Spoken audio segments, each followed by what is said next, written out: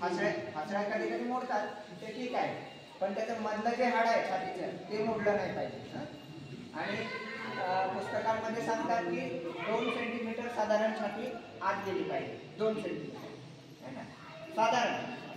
आणि तेव्हा आता तुम्ही माउथ टू माउथ ब्रेथ म्हणतात, जसं आता त्यांनी सांगितलं थोडीशी अनुभूती अशी वर करायची आणि माउथ टू माउथ ब्रेथ द्यायचे. त्याच्यासाठी कसं द्यायचंय, अगोदर आपण श्वास घ्यायचा जोरात म्हणजे आणि मग द्यायचं, नाहीतर आपल्या अंगात काय नाही आणि तुम्ही द्यायला लागले त्याला श्वास, बरोबर आहे. तर ते करायचंय तुम्हाला. आणि हे कधी करायचंय, दर 15 कॉम्प्रेशन नंतर एक श्वास द्यायचा, 15 वेळा दाबायचंय है ना, 1 2 3 4 5 6 असं है ना. आणि 15 झाले की दुसरा जो असतो त्याने थोडं थांबायचंय आणि दुसऱ्याने श्वास द्यायचा. शक्य असेल तर जर आपल्या मदतीला दोघं कोणी येऊ शकतो, थोडं आपण देऊ शकणार नाही अशा पेशंटला, दोघं तिघांनी जर मिळून तर एकदा मी असं दोघं तिघं जण मिळून देऊ शकतो. तोपर्यंत जायचं जोपर्यंत ॲम्ब्युलन्सची सर्व्हिस आपल्याकडे भेटत नाही. हे याच्यासाठी इम्पॉर्टंट आहे. हे जर आपण CPR अशा पेशंटला दिलं नाही तर बऱ्याच वेळा पेशंट हॉस्पिटलला जायचं गेलेलो असतो. आणि जर हे CPR त्याला प्रॉपर भेटलं, हॉस्पिटलपर्यंत जायचं तर पेशंट राहू शकतो आणि पुढे जी ट्रीटमेंट आहे डॉक्टर त्या पद्धतीने देऊन तो पेशंट वाचू शकतो.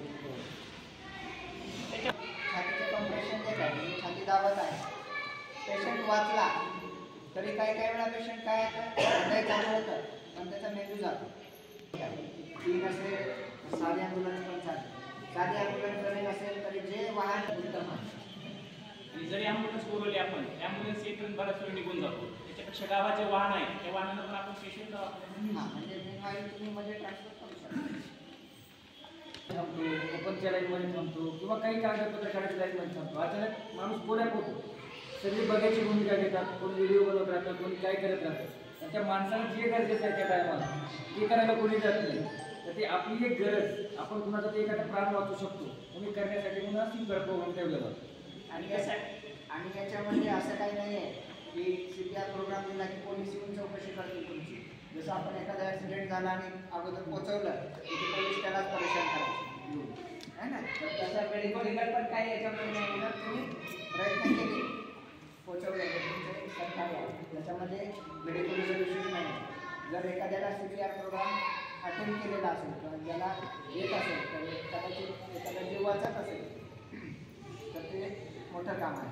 त्याच्यामध्ये मेडिकल लिगल असे काही इश्यू नाही. मेडिकल लिगल म्हणजे न्यायवैद्य तुम्हाला हे काम आहे. बऱ्याच वेळेस ॲक्सिडेंट वगैरे झालं तर आपण मदत करण्याचा विचार करतो.